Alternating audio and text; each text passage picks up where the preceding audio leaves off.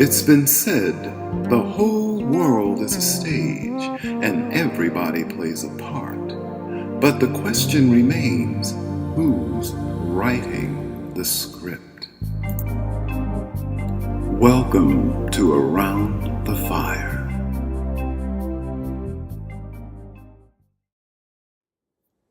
Hey, good to see you. Come on in and join us here at Around the Fire. I'm your host, Frank Robinson, and today my guests, Guy Hobson and Sheikh Hossein, are going to talk about something very fundamental to the male gender. Before we start our conversation, watch this clip. For me, when I had an image of who I wanted to be, I created my own image. I just said, how do I want to project myself to the world? What do I want people to see me like? How do I want to walk? How do I want to talk? And I literally, about 12 years old, just created this self-image of who God was going to be to the world.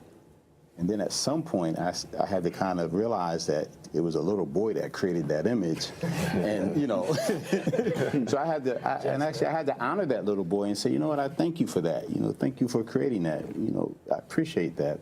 But there's much more to it than that even. Man, that was really interesting, Guy. I mean, I believe you were talking about manhood. And at age 12, you created an image for yourself about how you wanted to project that idea. And then you had to go back later on in life and revisit it for its relevancy. Sure. And when it comes to the subject of manhood, I wonder, what is it really? What is manhood? You know, so let's talk, fellas. When you think man, what comes to mind? What qualities come to mind when you think man? You know, as you said that, and the first thing that popped in my head, you know, the whole Wakanda thing, right? Yes. And I just thought about the picture of Black Panther and Wakanda and the image of manhood from that perspective. That's just the first thing that popped in my head. Okay. And to me, what that embodies is strength, character, someone who is committed to principle and lives their life by their own principles and internal truth and a foundation for that. So, and that's the ideal, right? That's just sort of an ideal version of it. But truthfully, to me, a man is also someone who is able to be honest about what he's feeling and thinking and express it. And, you know, I like to say a man should be fearless, but I don't know if that's even accurate as I say that, you know, because maybe there are some things for us to fear. Okay. Maybe. Okay, You know? it plays a part in this experience here. Sure. And it could be a healthy thing at times. Sure, yeah, you know, just based on what's going on around your space and being aware of what's going on around you. Yes. But I think as a man, we also have to focus on really taking care of our own and our communities and our children and our wives and our women and also our other brothers. Okay. Sheikh, do you have any thoughts on that? Yeah, I mean, Share. yeah, being a man for me, as far as I came, like, I'm 22 now. So, Young man. yeah, I think being responsible and being respectful is two really main things. And also, controlling your emotions plays a big part. You should have control of your emotions. You shouldn't let your emotions interfere with what you're doing. Like, say, you had a bad day at your family or at work. You shouldn't take that emotion out on someone else that doesn't deserve it. Okay. So having the control of your emotions is really important. So it's not about targeting people who are innocent, and it's probably just more better to sort through it before you project it outward, so that way you're not making mistakes and hurting people. That can cause a lot of problems. Yeah. Not just with people, it can lose jobs. Yeah, definitely. You act out like that. Yeah. Yeah. I fire you. Control of your emotions is really Oh, important. yeah, you're not going to stir my culture with your stuff. Yeah, man. So let me ask you this. When it comes to that idea of manhood, do you have any models in mind, any role models that exemplify manhood to you? Yeah, I mean, Do you want to go? Go for it. I look up to Cristiano Ronaldo. You guys know him? Soccer player, Soccer player, correct? Cristiano Ronaldo, yeah. Mm-hmm. I'm a big fan of him. He's mentally so focused in what he wants to do. I'm not gonna say he's not the best. He's definitely one of the best, and he wants to be always on top. And he works his hard working, his ambitiousness. He takes care of people. He's generous. That's one of my role models. Okay. Sometimes, I'm not saying I'm not being myself. Sometimes I do look at things like, hey, what would Cristiano Ronaldo do in this situation, or what would he do in this situation? And not saying I'm trying to be like him, but it's a way to improve yourself. Okay. So. Yeah. For me, it's always so if you go back to that clip where I created that image of manhood for myself as a preteen, that was because I really didn't have a consistent image of a man in my life. So my dad was not there, and so I had to figure out how I wanted to project myself. And as I think about it, there was a point in time where I said, you know what? That image was created by this little boy, and how do I redefine that for myself? So for me, manhood has always been not about images of someone else, but myself. So it's always been an internal concept. Right now. About how I feel as a man, I should project myself forward and have an impact on those around me. But there are images of manhood in the community that I think really stand out.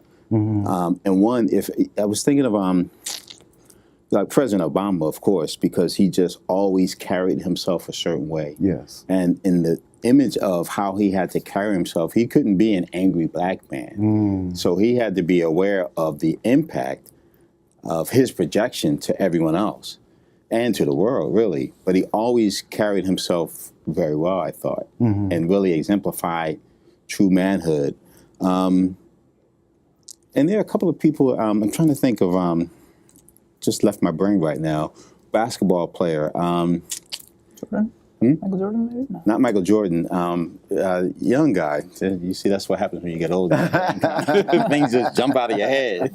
Kyrie Irving? I don't know. Cleveland Cavaliers, what's his name? LeBron? LeBron. Okay. LeBron James. And wow, couldn't think of LeBron's name, right? But what stands out to me about him is how he always carries himself well and also takes care of his family and also gives back to the community. He's really heavily invested in the community. And to me, I think that particularly men of color, we have to be aware as a man of our presence, how we're being perceived. So it's almost like a dual understanding of your relationship to the world, if that makes any sense. It does, because what you're saying is what you're putting out, you're getting feedback. Sure, yeah. So yeah. you're processing that as well Sure you are. in your representation. Sure you are. Yeah. I'm always aware that I'm a black man in almost any interactions I have, particularly when I'm in the workplace or at work. And when I get a certain response, I sort of do an internal take, and I'm like, all right, was that because of who Guy is, or was that because of Guy is a black man? And so it's always this internal conversation, this dichotomy that I'm having all the time. Right, because you don't know what is being. I don't want to use the word attacked, but what's being addressed. Exactly. Yeah. But what it does is also, with that awareness, then I'm able to still control my response. Okay. And so I think for us as people of color, our job is twice as hard, particularly as a man, because people see manhood in a certain elevation a lot of times. And also, because we're men of color, they can see it as a threat. So when you say that people see it at a certain elevation, it's I guess that's an assumption in a way that this is the characteristic you're supposed to portray. Sure. You know, this list of characteristics that make you a man, and anything less than that. Yeah. Yeah. It's questionable. It could be questionable, but that's like a load to carry in a way. It's a big load. Yeah. But I'm sure you carry that load too. Oh, please. Yeah. Sometimes, You carry it too. Sometimes yeah, I ain't feeling that today. Right, yeah. Deal. Right.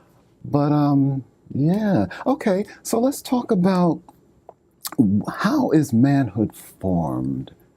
What's the process of growing from boy to man? What are some of the influences or the tools or the feed that you need to? It's funny because we were just talking about society, how society and how it can really change you and the way you think, you know. So experience is a big key when it comes to forming a man like who you are. Okay. Experience and people you surround yourself with plays a big role, and the way you think. It could be religious, it could be the way you think politically, you know. So that's one of the ways, you know, a man can be formed, you know, just by who you are. Okay. So you're saying it's influences from your environment, from the people in your environment, family, That's a big way of forming. religion. Yeah.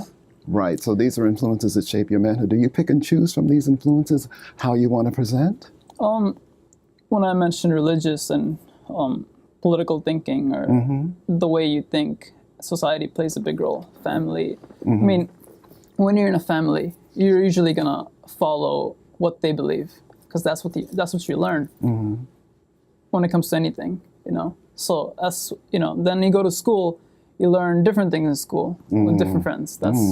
And you're forming differently. Then Right. you get a job and you go to work and you see other people, other perspectives. Yes. So all these things come to a conclusion of forming something. Okay. So Okay. So they all have their impact. Wow, you as you asked that, keep thinking this word duality, because again, there's a duality there, because we're men of color, right? So when you look at the media and you see an image of a man, he's usually the breadwinner, he's usually in charge, he's usually in control of what's going on around him, and he's usually really taking control of his environment. But as a man of color, you don't necessarily have all of that control. The control really is within you. And so the challenge, I think, is what is forming all of those mixed messages that you're getting around manhood. Because growing up, I remember as a kid, I had a group of friends that I grew up with, and some of them are no longer here, some of them are in jail, you know, and they took different choices. And that influence could have influenced me as well.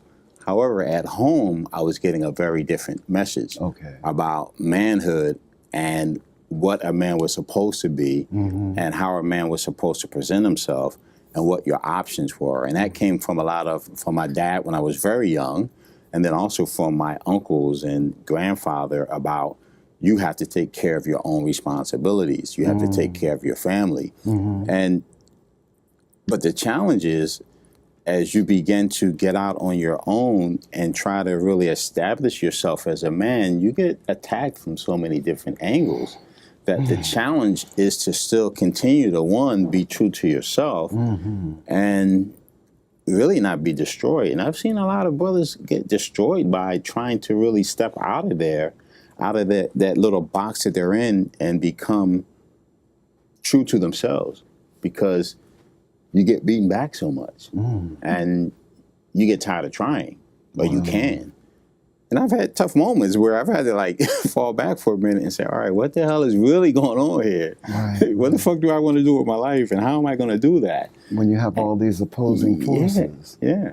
And so I've had to sort of fall back for a minute and really regroup and re-strategize. I mean, that's what's allowed me to continue to be successful and not lose my mind at the same time. So it's a heavy responsibility, manhood, Yeah. of all the things that you have to cope with. Yeah. Yeah. You know, I have 3 brothers, and I don't have children, but all of them are dads now. And I watch how each one of them has their own way of really, one, taking care of that responsibility, and then also taking care of themselves. Some pretty well, some not so well. Okay. Where, you know, as men, some of us use alcohol to sort of numb everything that's going on and still go through our day-to-day. Some of us, you know, have a tough time dealing with our women because we feel like, you know, it could be emasculating or not, and some of us just close off from everything and go our own way. Yeah, whatever works to keep you grounded in something. Sure. And now that you mentioned women, what role do females play in the development of a man? What do you see as their influence as far as take that one shake. as far as your process in growing into manhood? You wanna go Well, first? they shape us. You know, again, I come from a family of strong women. My mother is one of three sisters, the eldest of 6 kids, 4 girls and 2 boys. And I have a lot of female cousins and a lot of male cousins. But growing up in my family, the women were there. So you had a strong female personality, and as a child, that's fine. But when you become a teenager, you kind of start rebelling against that because you really want some influence from the men in your life. And if you don't have that, then that female image can really become not annoying, but just you feel like it's holding you back.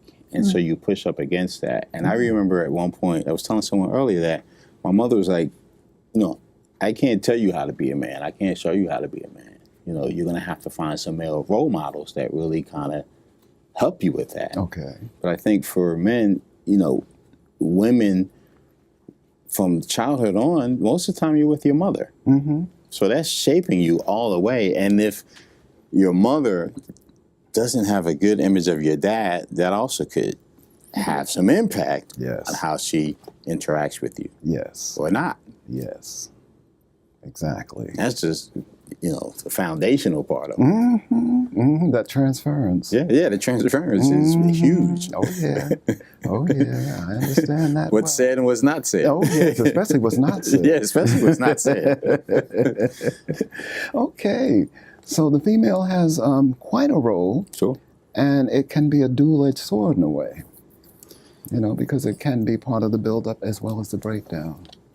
You know, who was it? I heard someone say, what is it? Black women raise their daughters, and I forget what the word was that they do with their sons, but it's almost like they raise their daughters to take control, but they sort of baby their sons. Yeah. And, you know, or make excuses for them. I've seen some women go over backwards to sort of coddle their sons. And whereas the girls, they make them grow up. You better get in there and handle your business, Yeah. you know, and that is not beneficial to that little boy growing up because we really need to have some sternness behind what we're doing and some guidelines. Yes. And a lot of times, you know, folks don't do that. And that's where male role modeling comes in. So Exactly. what part would you say that the male should play in the development of a man? It should be right there. I Okay, mean, that's and- huge. I mean, for me, the male really, you need to have someone who is an image of yourself so that you can look at that role model and see how a man, one, interacts with your mother. Because that shapes how you're going to interact with other women, how he takes care of the household or does not, how he interacts with you. And truthfully, for a young male, if you don't have that role model, there's always that that hole or that gap there that you're really sort of floundering on your own because you don't have a sort of foundation to really understand what a man looks like, what a man is supposed to act like, what makes sense, what doesn't make sense. And like myself, I've sort of gone through that process on my own. And I'd probably be a lot further ahead if I really had a strong role model from childhood to adulthood that I was able to sort of emulate and even bounce ideas off of or say, listen, this is what I'm dealing with. How did you handle that? Yes. Yes. Yes. I was gonna say, since you said a picture, a mental picture. A mental picture, when he talks about that, what it comes to me is an aim or a target where I want to be. And it's like I sign a contract within myself. I write it down. I want to be here. I have a picture that I want to hold this, or I want to have. It could be anything. I want to have a body, or I want to be successful. I want to be here. I want to be CEO. Anything, and write a contract within yourself. And don't imagine the feeling of being there, a success or a satisfaction, and don't let anything stop you from getting there. Okay. Is Determination plays a big part. yeah. Okay. So that's the. When we talk about mental picture, I thought about that. Right, right. Using your mental facilities and your ambition or Ambitiousness, yeah. your dream, and that would be the fuel and staying grounded in yourself as well, Sure. and that will help you define your manhood. Right. Don't let nothing stop you. It's, Yeah, and Yeah, you determination. have to forge your hat no matter what. Yeah. You know, I lived in Harlem for a long time, and I think, I don't know if I mentioned this before, but just seeing brothers who get up every day and go to work, and then seeing brothers who get up every day and are on the corner, and you see both groups, and you speak to both groups, and sometimes the brothers who are on the corner, you don't see them for a few months or a year, and then they pop back up, and why aren't they there? Because again, they're locked up.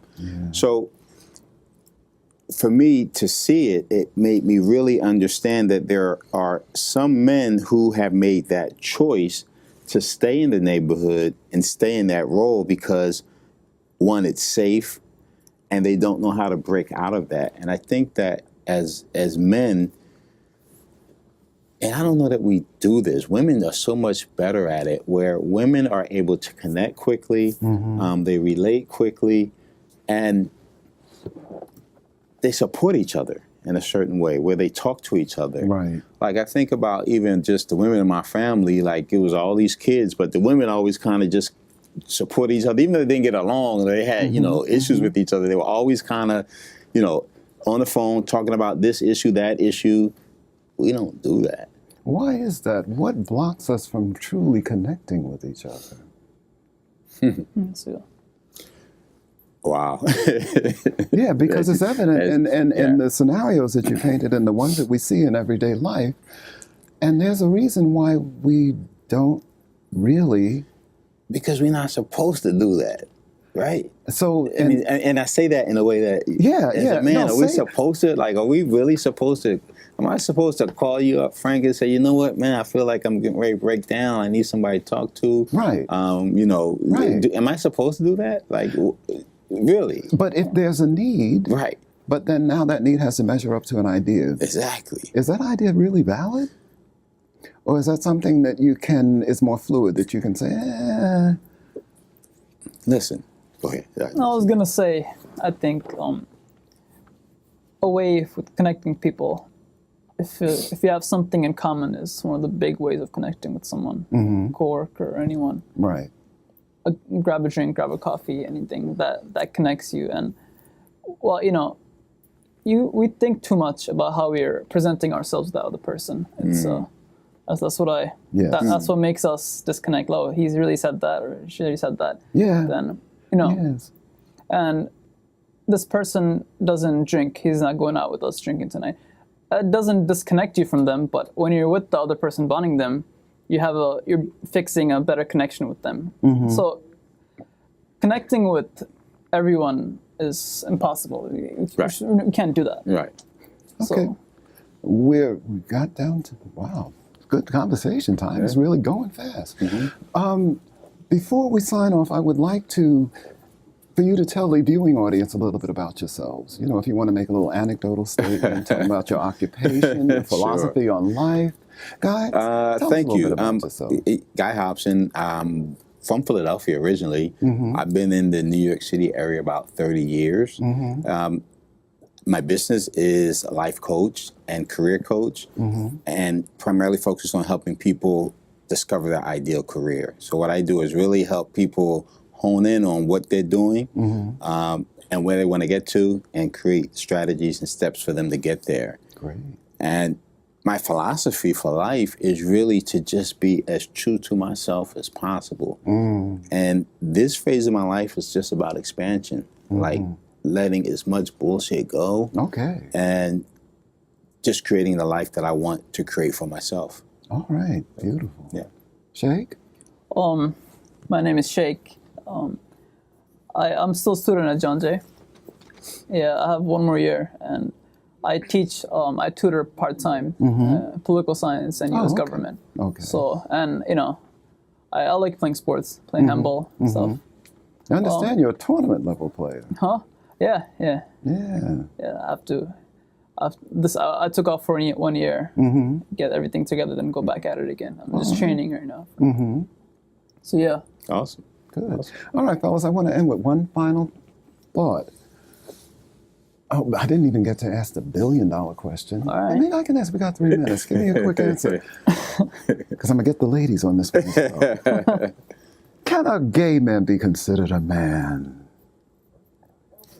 Of course. A manhood is not defined by sexuality. Okay. Manhood is defined by who you are here Okay. and your character. Mm-hmm.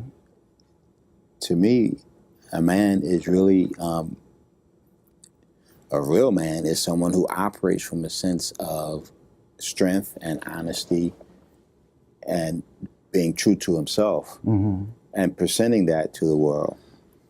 And if you're true to yourself, then everything else can open up from there. So All right. I think sexuality, for me, in my head, doesn't impact who a man is or isn't. I hear you. Shay? Yeah, I totally agree with You them. agree?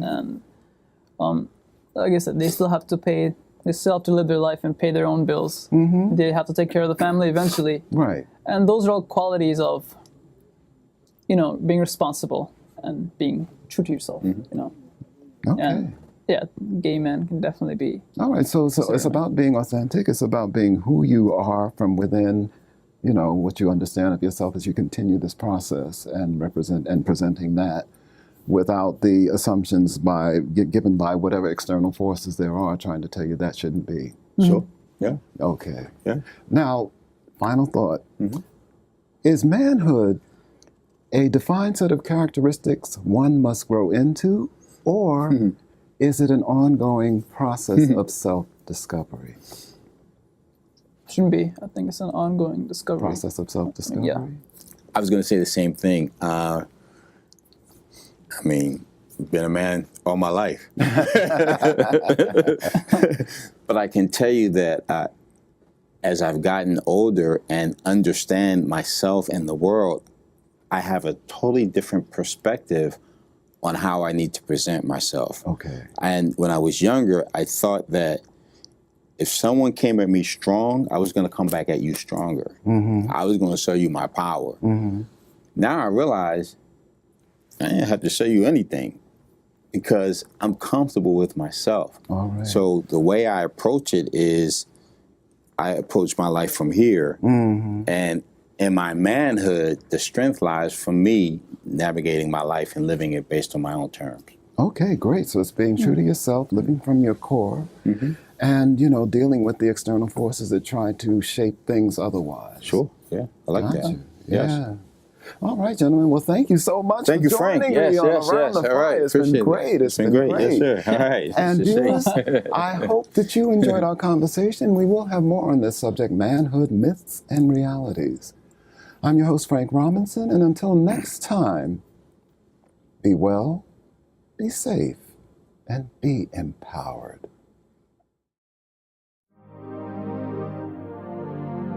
It's been said the whole world is a stage and everybody plays a part. But the question remains, who's writing the script?